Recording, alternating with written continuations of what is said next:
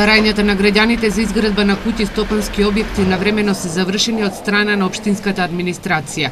Од 15 мај нема поголем број на предмети и барања кои ги доставуваат граѓаните, а средствата на јавните предпријатија се преведени пред датумот кога им истече мандатот на градоначалниците, забележа штипскиот градоначалник Илчо Захариев.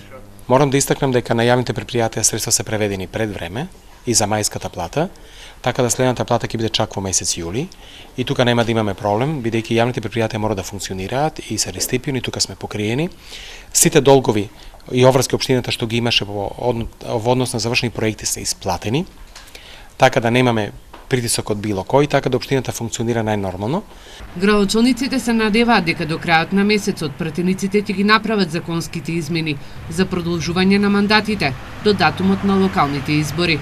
Во спротивно, од почетокот на месец јуни ќе имаат проблеми при исплатата на платите на вработените во децентрализираните институции.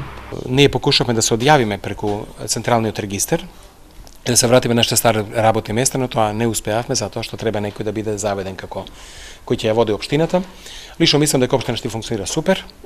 Ние не чувствуваме било што, но сигурно е дека ако периодот што следи не се реши проблемот, особено со потпишување на финансиски документи, ние ќе се очиме некаде со проблем тамо некаде околу 10 до 15 јуни, кога треба да потпишам плата за градинките, за училиштата, па и да се прават и други трансфери на средства, и тоа ќе биде веќе проблем.